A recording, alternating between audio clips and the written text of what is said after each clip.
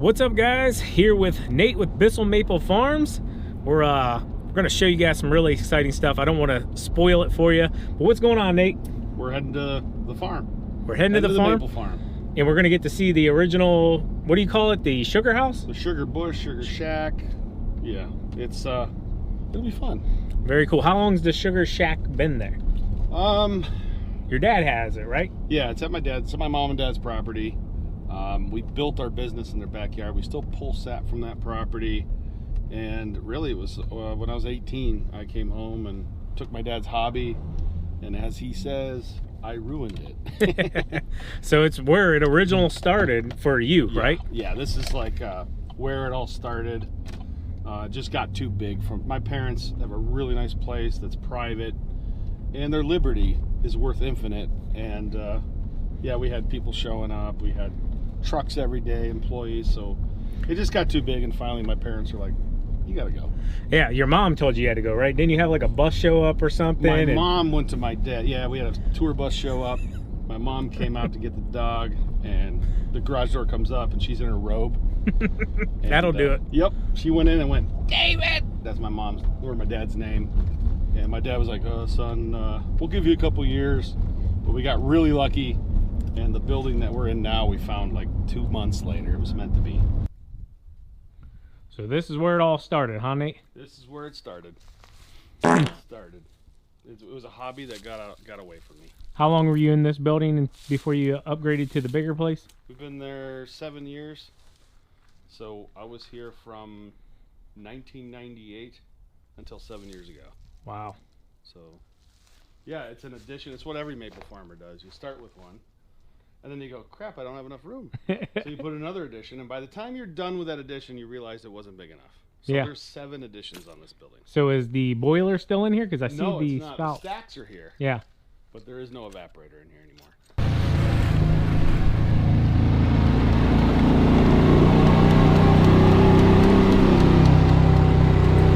All right, so we're heading out to the woods. We're gonna check out some sap running. Yep, it's running. What is it, 62, 63 degrees here in Ohio? It's almost too warm for a hoodie.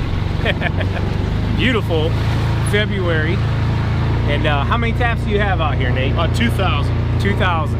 And this is just one of many places you guys tap, correct? We tap at really 2 major locations. The original family farm and then a Boy Scout camp just down the road.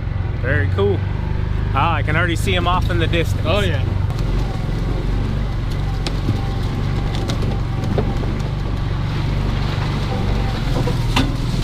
This is fun, isn't it? Oh, it's great. It is. Making syrup is like guy stuff, right? You got tractors and mules. Probably hard to see, but they're way out there in the distance.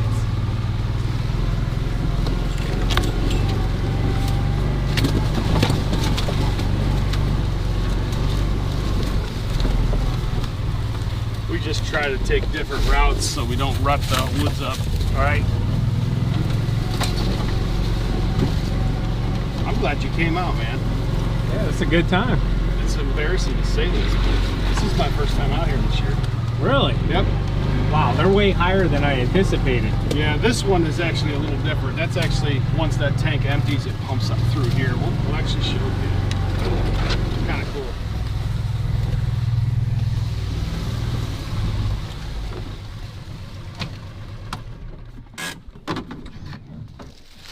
All right. Got a nice little track warning here, don't they? Uh-huh. So my dad and Austin take care of this. Okay. It's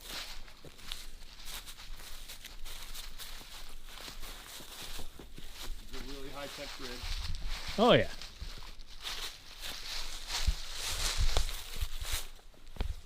For me, the sap's coming in, but it's kind of slow.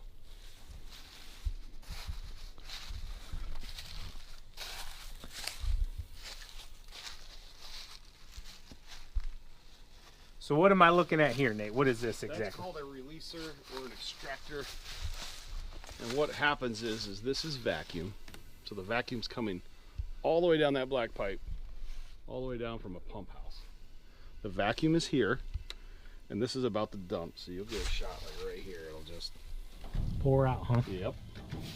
So there's floats in here, and as the sap comes in, the side will fill up, and this is where the liquid and the vacuum parts ways. Hmm.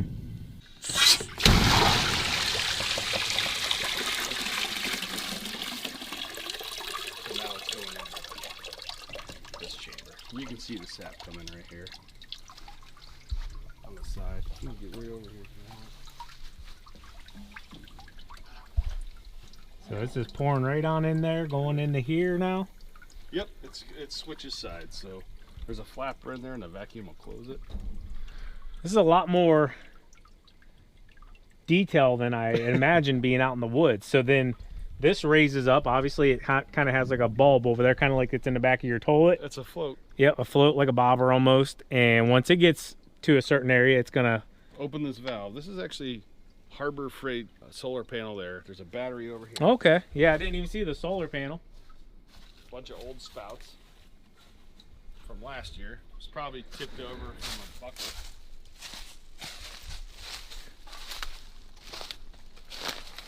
So, I'm not sure. Oh, here it is. This is our waterproofer on our valve. We don't want it to get rained on. So what'll happen is this will open when this float comes up. So if I open this up, you'll hear the valve open. Mm-hmm. And now it's literally sucking all the sap out of this tank and putting it where you and I were earlier. Really? Yeah. All the way to that tank. Is the sap tank shed? Yep. Once it gets up there, it's a siphon. So then like gravity fed pretty much? It'll actually suck this out. Even like this isn't pumping anything, it's just a siphon. Very cool. So you can see it, it'll like, or feel it. Here, I'll put your bucket back on there. Oh yeah. Can't have as hard as I thought. can't have production slowing down. Right? Let's look at some spouts. This is how Austin cleans things. Oh yeah. He makes a fire in that bucket, and he gets water out of the creek and he heats it up. Hey, He's kind of an outdoorsy guy, whatever works. right? If I remember correctly, Austin was a scout, right? Or Well, he does a lot of guided tours in Alaska. He works for a guy who has like, they do bear hunting, caribou hunting. So maple works well with Austin's other loves. okay, So it's the opposite time of year. likes being outdoors. He does. So this is a red maple or a soft maple, and this is a spout, and the sap is just coming through here down this tube, and it ends up going right there into that tank. Some squirrel nest. Squirrels are probably your enemy, huh? They are the arch nemesis of every maple farmer. Do they like to chew on this, or? Oh my. Yeah. We need to create a market for squirrel tacos, Sean. That's what we need. Everything tastes good with taco seasoning. Very cool. Is this a red maple as well? This is a sugar maple. Sugar maple. So it's kind of hard to, if you haven't done it. I just messed up a lot. When we used to do just buckets, I'd go out there and put buckets up. Dad would say, "How many buckets you put up?" I say, 200. He said, 198. You tap 2 pin oaks. I struggled at the beginning because the pin oaks looked similar to a sugar maple. There's no leaves, but as I've done this more, I can tell by looking. And a sugar maple has higher sweetness. So if you want to put a bucket on a tree, you want to tap sugar maples. If you're doing tubing, it doesn't really matter. Okay.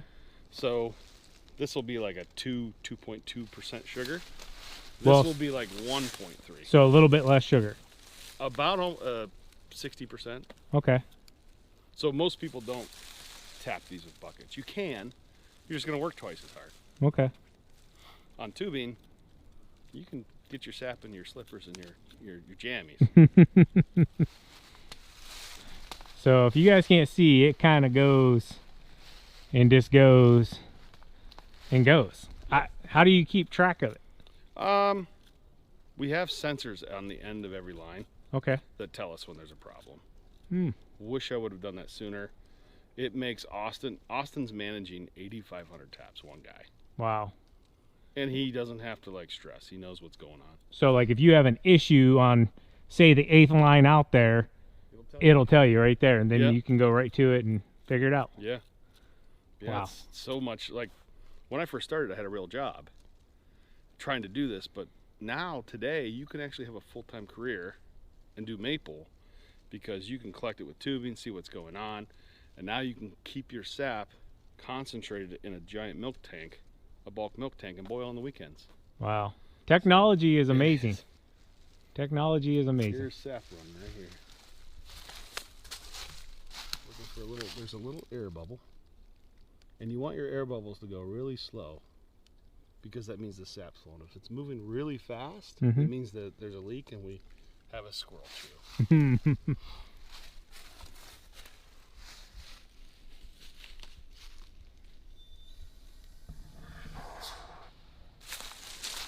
this is where the vacuum, so that top line, that top tubing right there, that's carrying vacuum all the way back.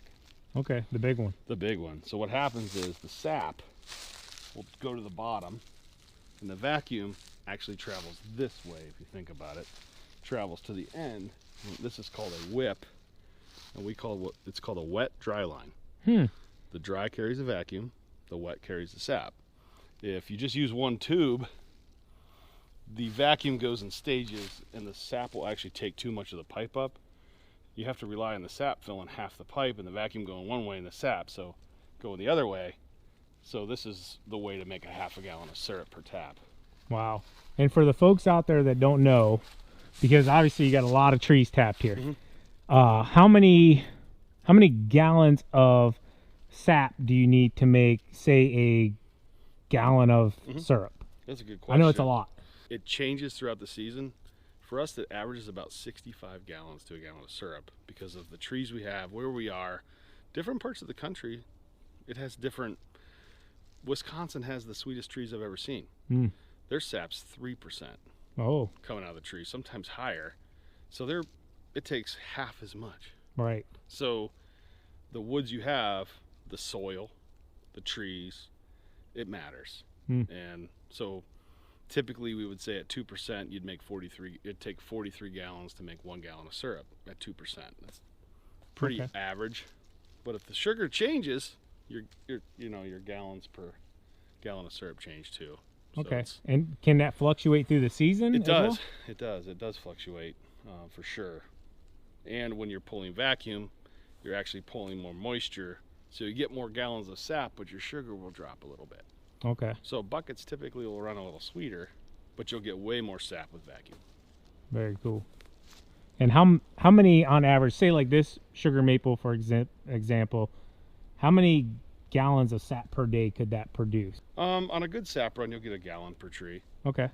So you potentially might need 60 to 70 trees to produce a gallon in one day. Yeah. Yep. But we'll probably get 20 to 30 gallons of sap out of that one tree. Okay. So it'll make somewhere between a quart to a half gallon. A lot of it's maturity. And that's through a whole season? Through a whole season. Okay. And season's what? How long? Typically we only have like 13 to 15 days of sap run. Oh, really? Maple season. But the seasons can last from January to April. Okay. But you're waiting for the freeze thaw. Freeze thaw. Yep. Very cool. So the season, like during the season, what happens is it gets cold and the tree says, hey, we don't want to break. Let's send the sap down. So the sap actually goes down into the root system underground. So the tree doesn't split. Water freezes. So it sends the sugar down. And then in the springtime, the tree goes, hey man, it's time to wake up. And the sap, it pushes the sap up to feed the leaves. So when we're catching sap, we're catching on the way up. And then when it gets cold, the tree starts sending it back down. We'll catch it on the way down. So it's not falling from the top into the tubing. It's mostly getting pushed up. And then you're just grabbing some. Yep. Just like giving blood. Very cool. My dad's tapped these trees. I've tapped them. I want my boys to tap them. So I have no interest in harming these trees. Right. And Does that have an old tap on there we can show? The spout? Yeah. Or a hole. Yeah, like so this is a scar. This is what it looks like. Okay. After you've tapped a tree, and you don't want to tap around it. So what will happen is we want to move somewhere. It's typically like. So was this one here too at some point? Yes. So it healed itself pretty much. Yeah, it looks like a belly button, an Audi. Yep. Looks like an Audi. And this is, you don't really want to tap directly below or directly above. And what happens is over time, as we move the tap around, the tree will actually grow over this and you won't see it again. Okay. That's where you see that tap stain maple I have at the shop. Yep. It looks cool to me, but the timber guys hate this stuff. Okay. Because it makes imperfect wood. Yeah. I love it. So we're actually going to take you guys over to Nate's big plant now. He's like the Willy Wonka of the maple sugar industry. The sugar works is what we call it. The sugar works. And you guys are going to boil. Yeah. And I'll show you a little bit of that. Kevin and Austin are boil, and I'll just cheer them on. Hey, cheerleaders are just as important as the football players, and I'll stay out of the way. Okay. Most of the time. That's how you stay productive sometimes, Nate. Just staying out of the way.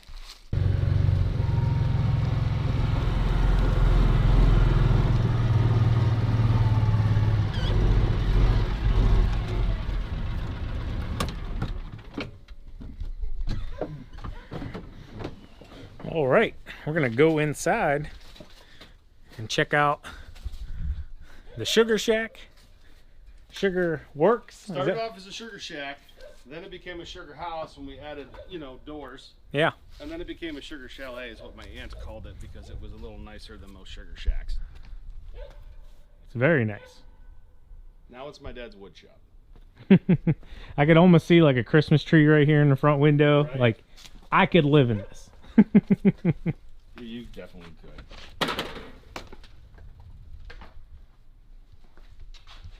So my dad's hobby is woodworking.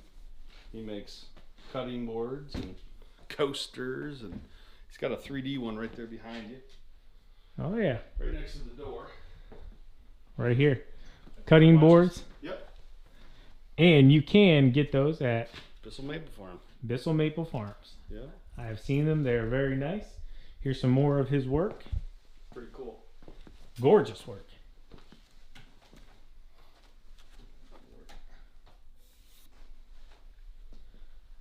Yeah, I love this. Like, this is antique wood. This is 100-year-old wood from my Aunt Linda, the one who calls it the Sugar Chalet.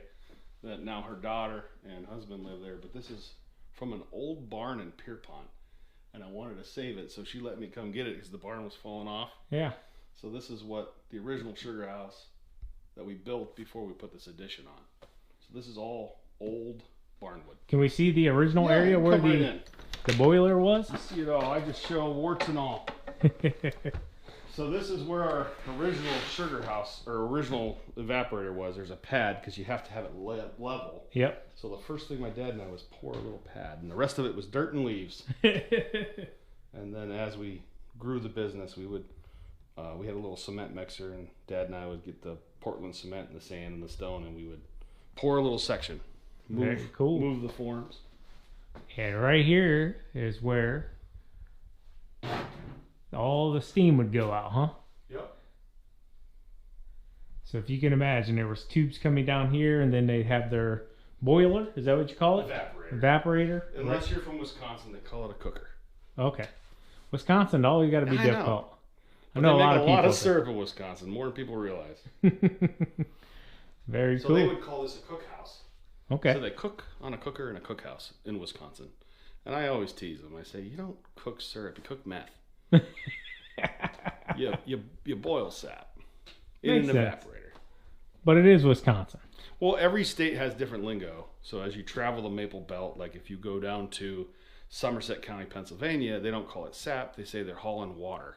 Okay. Which they're mostly right because it's 98% water. Right. So they call sap water, and that's regional. They call buckets Keelers because there was a company that made wooden buckets hundreds of years ago called Keeler. So they don't say, how many buckets did you hang? They say, how many Keelers did you put it? You'll never hear it anywhere else. And it's just interesting. I like the different maple cultures. Absolutely. This was where we really started Asian maple syrup and bourbon barrels. That started here. This is way overkill for a maple operation. This setup here never made money. I think Carl Evans told me it was the most expensive install he ever did for the tubing, and he's right. Sometimes you do things for convenience. Absolutely. Some guys golf some guys fish. I liked making maple syrup.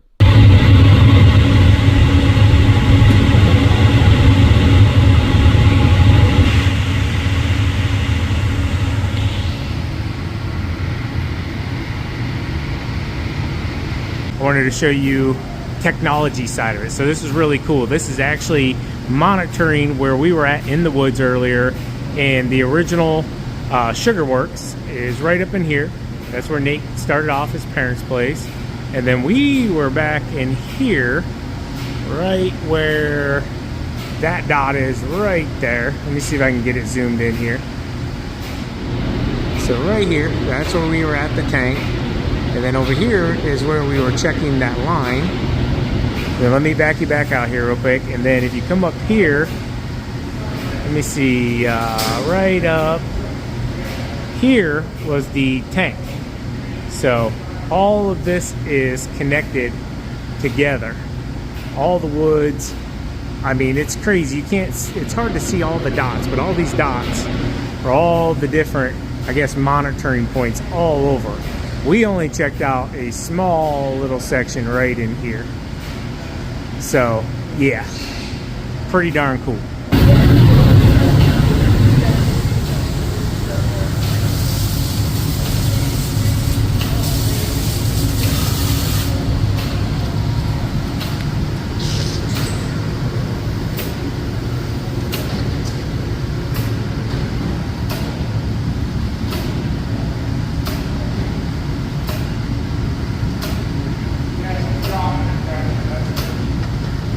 All right, now they're gonna send it from over here to the barrels.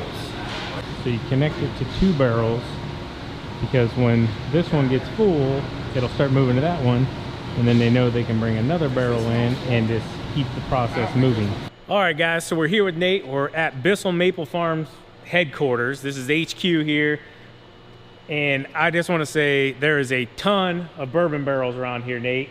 And what are these used for in Bissell Maple Farms? This is the most barrels we've ever had in our facility. There are 650 barrels in our facility right now, and our team has done a great job of finding a place to put everything. But these are a rye whiskey barrel behind me. Rye whiskey barrels, these were first originally used for bourbon and then repurposed for rye whiskey. Behind you, these are actual bourbon barrels, which is a single-use barrel. These are all from Heaven Hill. They just came in from Kentucky last night. Ralph went down to Louisville, Kentucky and picked up a load, brought them back, and that's the key.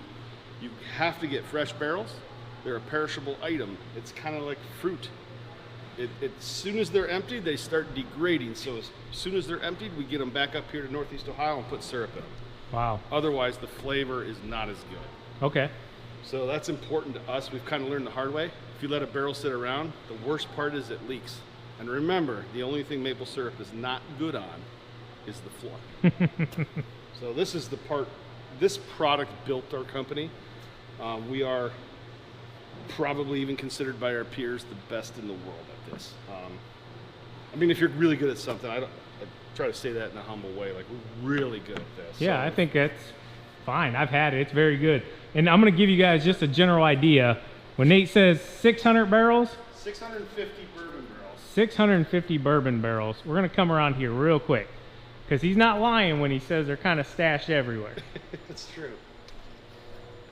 These are drums that have been emptied with syrup, and now they'll go back to the farmers so they can fill them. But this is the largest block of barrels we've had in this facility. I hope the video does it justice for you guys. Like, yeah. This is... They're stacked in there all the way. I'm impressed with my team. I mean, they really did a good job. Right.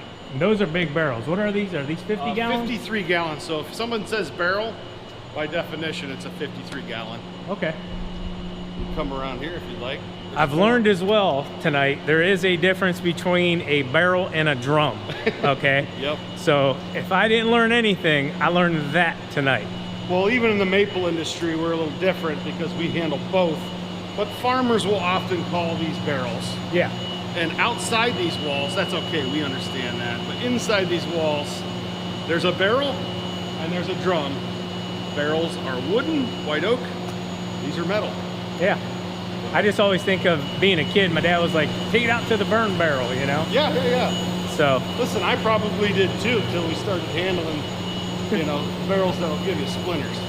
Very cool. So more stored back here. Yep. And I did want to check out the sugar side of things as well, but yeah, like the hallways are packed as well here, guys. And then something new this year for Bissell Maple Farms is maple sugar, right, Nate? Yeah, so the original maple product is sugar. That's why we're called sugar makers. That's why you're in a sugar work. Sugar shack, sugar house, sugar bush. Sugar is used because this is this is not some new product. It's the oldest maple product. Yeah. So Native Americans used to make this to trade.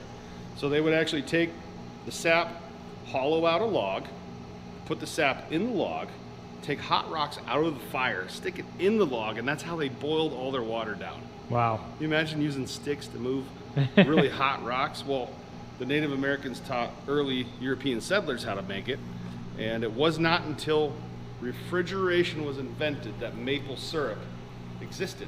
Really? Yep, so it was sugar, and then, hey, refrigeration, maple syrup. Can we see what maple sugar looks like? Yeah. Let's see if I can get in one of these here.